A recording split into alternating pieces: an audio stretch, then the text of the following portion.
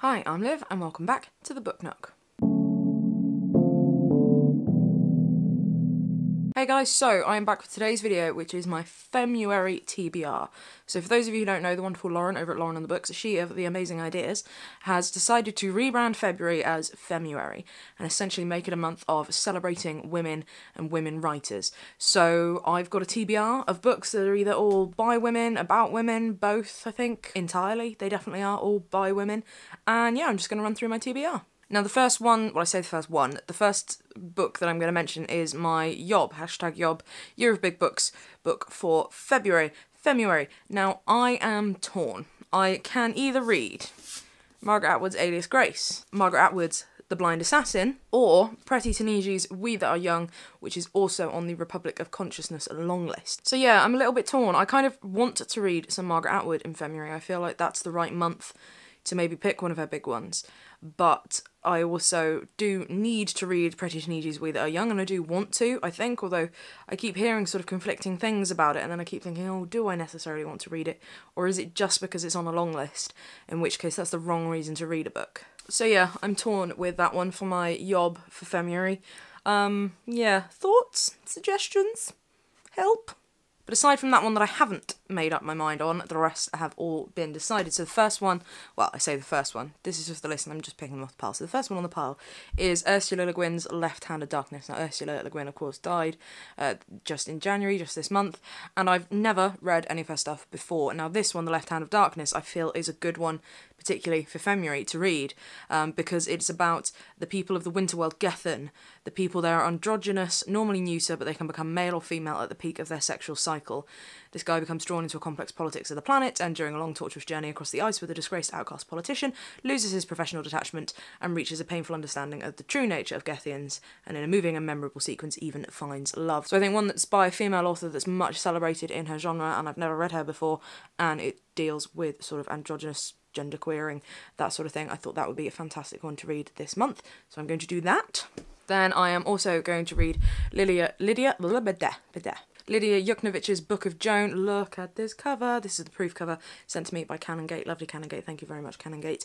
And it's a retelling of Joan of Arc by an amazing writer who, again, I've not read her stuff yet, but I just know she's going to be a favourite, so I thought this one was a no-brainer.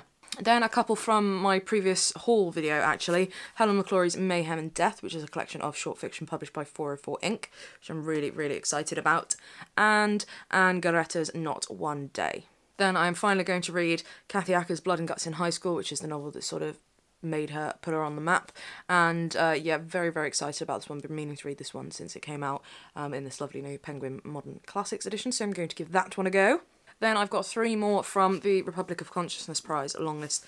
First one is Noémi Lefebvre's, I can't say it, Blue Self-Portrait, which is a novel set in Berlin about a woman who is haunted by a composer's portrait, I think, and it just seems like my kind of thing. Then we've got Gaudy Bauble by Isabel Waidner. I have actually attempted to start reading this one a couple of times and I've had a couple of false starts with it, so I'm going to give it another go this month. It is only a slim one, but it is quite dense, so we'll see how I go with that one.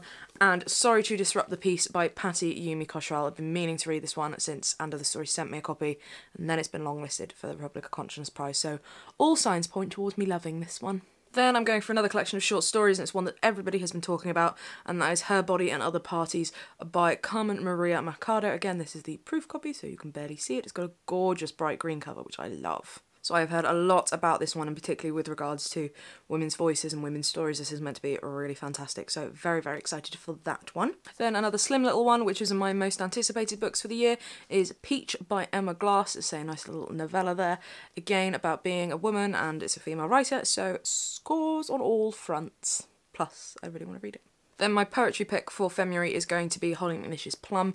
This is a poetry collection I've been meaning to read for far too long now. And I think I've read the first couple of poems quite a few times because I keep picking it up to start it. So I'm going to read all of this collection in Femmeuary and I'm very excited. Then my non-fiction fic... What? No. My non-fiction pick, even... That was awful. For Femmeuary is going to be The Gender Games by Juno Dawson.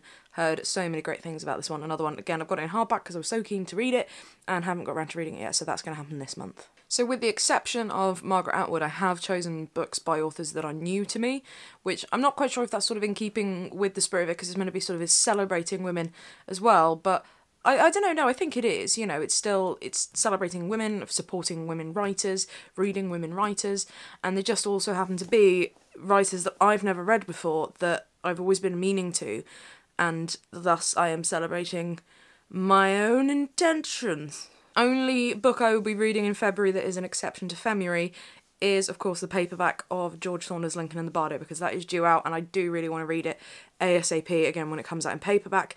I could try and shoehorn it into Femmeuary in that I am celebrating the opinion of a woman who means a lot to me, and that's me, but I'm not quite sure that will fly. But yeah, that is the only exception that I'm going to do throughout February, just because I'm desperate to read that one as soon as it lands in paperback. I'm all over that. So yeah, that's 12 books plus whichever yob I decide to go for. Part of me is toying with maybe seeing if I can do Alias, Grace and We That Are Young and saving The Blind Assassin for later on in the year, but I'm not sure. I will just see how I go with those. I will sort of pick them up and see which ones grab me.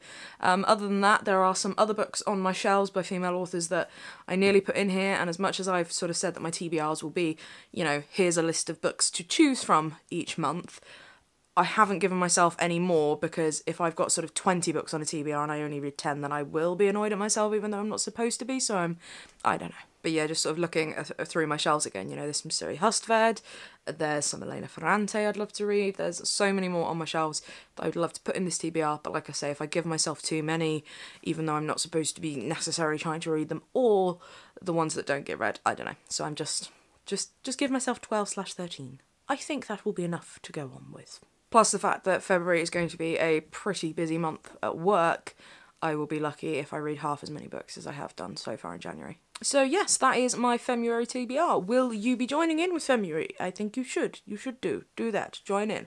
And if so, what books are you thinking of reading? Are you going to go for a TBR again, or are you just going to whim it? I will, of course, link down below to Lauren's Femmeuary announcement video and her Femmeuary TBR. I very much encourage you guys to watch those, get a feel for Femmeuary and see if you want to join in, which I think would be great if you did. So yeah, that's my reading, hopefully sorted for February. I can't decide whether to call it Femmeuary or February each time it's coming out of my mouth, so I'm going with Femmeuary. So my next two videos will be me kind of playing catch up with myself a little bit, because as I said, for some reason I ended up doing a video like every week in January rather than twice a week, so I've got a little bit behind on myself. So I have another haul and another wrap up to do, so those will be coming in the coming week as well. I should also say that I am planning on doing a giveaway when I hit 1,000 subscribers, because I somehow seem to be nearly there. How mad is that? So yeah, when I hit 1,000 subscribers, nice round number, I will do a bit of a giveaway. Unfortunately, it will only be in the UK because I am not so rich. So if that happens, that shall happen. So other than that, have a little chat with me in the comments below about your January reading and about your Femmeuary plans. Get on board and join in with that. And I shall see you next time. Bye-bye.